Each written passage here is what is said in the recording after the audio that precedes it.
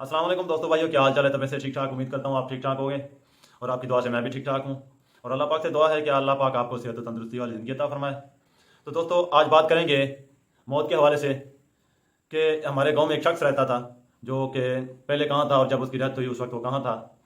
तो इस हवाले से बात करेंगे। तो उससे पहले रिक्वेस्ट है, कोई दोस्त मेरे चैनल पर न्यू है तो उससे रिक्वेस्ट है, इल्तमास है कि मेरा चैनल सब्सक्राइब कर लें और साथ ही बेल आइकन का बटन प्रेस कर दें ताकि मेरी हर नई आने वाली वीडियो आप तक पहुंच सके।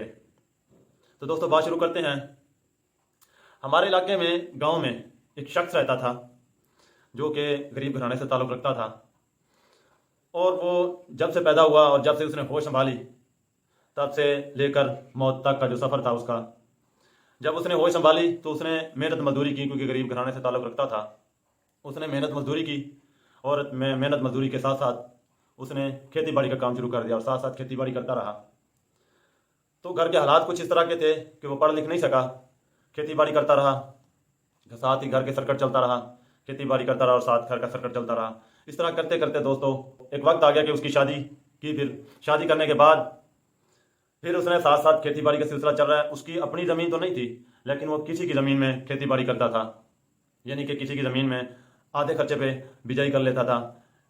सारी ज़िंदगी उसने खेती बाड़ी ही की, मेहनत मजदूरी कम की, पहले मेहनत मजदूरी की और बाद में उसने खेती बाड़ी की, ज़्यादा उसने खेती बाड़ी ही की है। तो दोस्तों खेती बाड़ी करता रहा, साथ साथ शादी के साथ साथ वही खेती बाड़ी वाला सिलसिला चल रहा है और ज़िंदगी के जो दिन है वो चल रहे हैं, साथ साथ गुजर रहे हैं। तो दोस्तों फिर ऐसा वक्त आ जाता है कि उसके बच्चे हो जाते हैं लेकिन खेती बाड़ी का सिलसिला वो चल रहा है, क्योंकि उसने मेहनत मजदूरी कम की है लेकिन यही खेती बाड़ी उसने की है। घर का सर्कट भी खेती बाड़ी में ही चलाता था। तो फिर दोस्तों फिर बच्चे हो गए, फिर बच्चे बड़े हो गए। फिर दोस्तों ऐसा वक्त आ गया कि बच्चों की शादी की। बच्चों की शादी करने के बाद फिर दोस्तों बच्चों के बच्चे हुए, यानी कि काफ़ी अर्सा गुजरने के बाद जब बच्चों के बच्चे हुए तो फिर बच्चों के बच्चों की भी शादी की, यानी कि जो पोते थे उनकी भी शादी की। जब उनकी शादी की तो कुछ अरसे के लिए दोस्तों उसने खेती बाड़ी छोड़ दी, क्योंकि दाढ़ी सफ़ेद हो चुकी थी, सर के बाल सफ़ेद हो चुके थे, बूढ़ा हो चुका था। लेकिन जितनी उसके जिस्म में ताकत थी वो फिर भी खेती बाड़ी करता रहा। लेकिन फिर कुछ अरसे के लिए उसने खेती बाड़ी छोड़ दी, कुछ अरसे के लिए या कुछ चंद महीनों के लिए उसने खेती बाड़ी छोड़ दी। जब उसने खेती बाड़ी छोड़ी तो महंगाई की वजह से घर के हालात कुछ टफ हो गए, जिसकी वजह से उसने इरादा किया कि कहीं मजदूरी जाके की जाए। तो उसने अपने बेटों से मशवरा किया।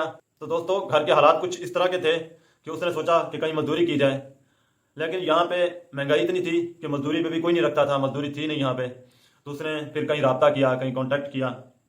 कांटेक्ट करने के बाद रब्ता हो गया किसी ठेकेदार के साथ। तो उनका रब्ता हुआ, जो आपको काम मिलेगा लेकिन आप कोयटा में जाना पड़ेगा। तो दोस्तों वो कोयटा में चले गए। कोयटा में जब गए तो कोयटा में एक वो था और साथ उसके दो बेटे थे। तो दोस्तों जब वो गया वहाँ पे पहुँच गए, तकरीबन 10 से 12 दिन वहाँ पे काम किया उन्होंने। तो साथ ही उसके जो बेटे थे उनमें से एक बेटे को बीमार हो गया। तो दोस्तों जब एक बेटा बीमार हुआ तो उसके वाले साहब ने बोला कि आप वापस चले जाएं, क्योंकि आपकी तबीयत बहुत ख़राब है, यहाँ पे ठीक होने वाली नहीं है, तो आप वापस घर लौट जाएं। तो दोस्तों वो वापस घर हमारे गांव आ गया।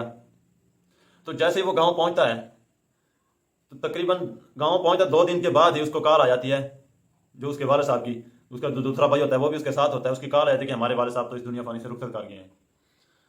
तो दोस्तों उसने सारी ज़िंदगी, उस शख्स ने मेहनत मजदूरी की, खेती बाड़ी की, यहीं इलाके में ही की। उसने कभी भी कहीं भी बाहर मजदूरी करने के लिए नहीं गया। तो एक ऐसा वक्त आ गया, कुछ महंगाई की वजह से घर के हालात तंग हो गए थे, तो इस वजह से उसको बैरून शहर जाना पड़ा। तो वो कोयटा के अंदर जब चला गया तो वहाँ पे जाके उस बेचारे का मौत का फरिश्ता आ गया, उसकी वहीं पर रूह कब्ज़ हो गई। तो फिर वहाँ से गाड़ी करवा के उसके बेटे ने वापस लेके आया उसको। तो दोस्तों जैसे ही उसका बेटा घर पहुँचता है, आज वो पहुँच रहा है, दूसरे दिन ही उसको कॉल आ जाती है कि हमारे वाले साहब जो है ना इस दुनिया फानी से रुखसत कर गए हैं। जो वहाँ पे कोयटा पे कमाने गए थे, जो साथ उसका भाई था, उसका भाई वापस कॉल करता है अपने भाई को जो घर पहुँचता है कि हमारे वाले साहब इस दुनिया फानी से रुखसत कर चुके हैं। वहाँ पे उसको कोई हार्ट प्रॉब्लम बना, वहीं पे उसकी डेथ हो गई। तो दोस्तों उसको वहाँ से गाड़ी करा के वापस लेके आता है गाँव में। गाँव कहाँ पे है? भावलपुर का एक छोटा सा शहर है। भावलपुर से तकरीबन 30 से 32 किलोमीटर पड़ता है दूर। वहाँ पे एक गाँव है हमारा, वहाँ पे वो रिहायश पजीर था, हमारे इलाके में गाँव में वो रहता था। तो दोस्तों वहाँ पे उसको वापस लेके आए। तो वापस लेके यहाँ पे उसको नमाज जनाजा पढ़ाई गई। नमाज जनाजा पढ़ाने के बाद उसको यहीं पे ही तदफीन किया गया। तो दोस्तों बात करने का मकसद ये है कि वो यहाँ पे ही पैदा हुआ, यहीं पे ही पला बड़ा, यहीं पे उसने खेती बाड़ी की, सारी ज़िंदगी उसने खेती बाड़ी की। लेकिन उसको जब मौत का फरिश्ता लेके जाने वाला कोयटा में, उसकी मौत लिखी हुई थी कोयटा के अंदर, तो उसको कोयटा के अंदर ले गए। उसका फरिश्ता देखो इसको किस तरह वसीले से, एक घर के हालात तंग होने थे, उसने रब्ता करना था, उसको कोयटा के अंदर लेके गए। لیکن وہاں پہ جس جگہ پہ اس کی موت لکھی ہوئی تھی اسی جگہ پہ اس کو لے کے گیا فرشتہ اور وہاں پہ اس کی روح قبض کی۔ تو دوستو بات کرنے کا مقصد یہ ہے کہ ہمیں ہر وقت ہر حال میں موت کی تیاری کرنی چاہیے اور موت کو کثرت سے یاد کرنا چاہیے، ہر وقت ہمیں موت کی تیاری میں رہنا چاہیے۔ تو شاعر بھی خوب کہتا ہے کہ اپنا تن من دھن صاف رکھو، کیا خبر کس وقت اپنے رب سے ملاقات ہو جائے۔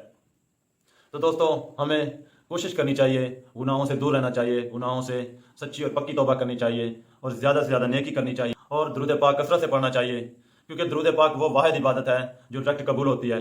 تو دوستو جب ہم کسی شہر میں یا کسی ملک میں جاتے ہیں تو ہمیں پتہ ہوتا ہے ہمیں کیا کیا چیز ضرورت ہوتی ہے، ہم اپنی ضرورت کا سامان وہاں پہ لے جاتے ہیں۔ تو جب وہاں پہ لے کے جاتے ہیں تو وہاں پہ اگر کسی چیز کی کمی بیشی ہوتی ہے تو جب ہم دوسری بار واپس گھر آتے ہیں تو ہمیں پتہ ہوتا ہے کہ یہ چیز ہمیں وہاں پہ ضرورت پڑتی ہے، ہم یہ ساتھ لے جائیں۔ تو دوستو جب دوسرا چکر ہمارا لگتا ہے تو ہم وہ ضروریت کی چیزیں جو ہم کم ہو جاتی ہیں، جو ہمیں معلوم نہیں تھی، وہ ہم ساتھ لے جاتے ہیں۔ تو وہاں پہ ہم گزر بسر کر رہے ہوتے ہیں، دوسرے ملک میں جاتے ہیں کام کرنے کے لیے۔ تو دوستو ہم دوسرے ملک میں جانے کے لیے کیا کیا تیاریاں کرتے ہیں، ساتھ میں ہمیں وہاں پہ کیا کیا ضرورت پڑے گی، ہم اپنا سامان ساتھ لے کے جاتے ہیں۔ تو یہاں پہ آخرت کے لیے ہم نے کیا کیا ہے، آخرت کے لیے ہم کیا اکٹھا کر رہے ہیں، آخرت کے لیے ہم کیا سامان بنا رہے ہیں، کچھ بھی نہیں بنا رہے۔ تو دوستو آخرت کے لیے سامان اکٹھا کریں، آخرت کے لیے سامان اکٹھا کریں، آخرت کے لیے سامان اکٹھا کریں۔ یہ دنیا فانی ہے، سب کچھ یہیں پہ رہ جانا ہے۔ دوستو اپنی آخرت کے بارے میں سوچیں۔ ہمیں ملک سے باہر جانا ہو تو ہم اپنی چیزیں نہیں بولتے، لیکن جہاں پہ ہم نے ہمیشہ ہمیشہ رہنا ہے وہاں پہ جانے کے لیے ہم کچھ بھی نہیں ساتھ لے کے جا رہے۔ تو دوستو یہی نیکی ہمارے وہاں پہ کام دے گی۔ ہمیں کوشش کرنی چاہیے ہر وقت نیکی زیادہ سے زیادہ کرنی چاہیے۔ دوستو نیکی ہمیں خوش و خضوع کے ساتھ کرنی چاہیے، جیسے ہم نماز خوش و خضوع کے ساتھ پڑھتے ہیں، نیکی بھی ہمیں اسی طرح کرنی چاہیے۔ تو دوستو اس سے پہلے میں آپ کو بات بتانا چاہتا ہوں کہ ایک شخص تھا، عصر کی نماز پڑھا رہا تھا، امام صاحب، اس کے پیچھے 3 آدمی تھے جو نماز پڑھ رہے تھے۔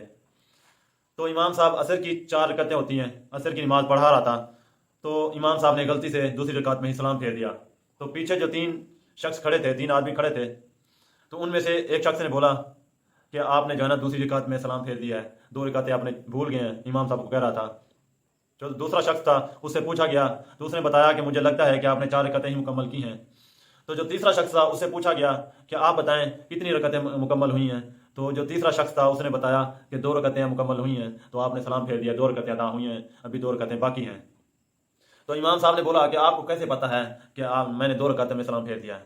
تو اس نے بتایا تیسرے شخص نے کہ میری 4 دکانیں ہیں، اور جب آپ پہلی رکعت پڑھاتے ہیں تو میں پہلی دکان کا حساب کرتا ہوں، جب آپ دوسری رکعت پڑھاتے ہیں تو میں دوسری دکان کا حساب کرتا ہوں، جب آپ تیسری رکعت پڑھاتے ہیں تو میں تیسری دکان کا حساب کرتا ہوں، جب آپ چوتھی رکعت پڑھاتے ہیں تو میں چوتھی دکان کا حساب کرتا ہوں۔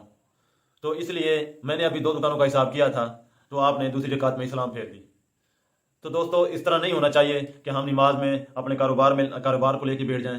تو دوستو ہم نے دل و دماغ وہیں پہ حاضر رکھنا ہے کہ ہم اللہ کی بارگاہ میں کھڑے ہیں اور اللہ کے سامنے پیش ہیں، اور یہی سوچ کے ہم نے نیکی کرنی چاہیے کہ ہم اللہ کی بارگاہ میں کھڑے ہیں۔ کوئی کاروبار دنیاوی کوئی بات ذہن میں نہیں ہونی چاہیے۔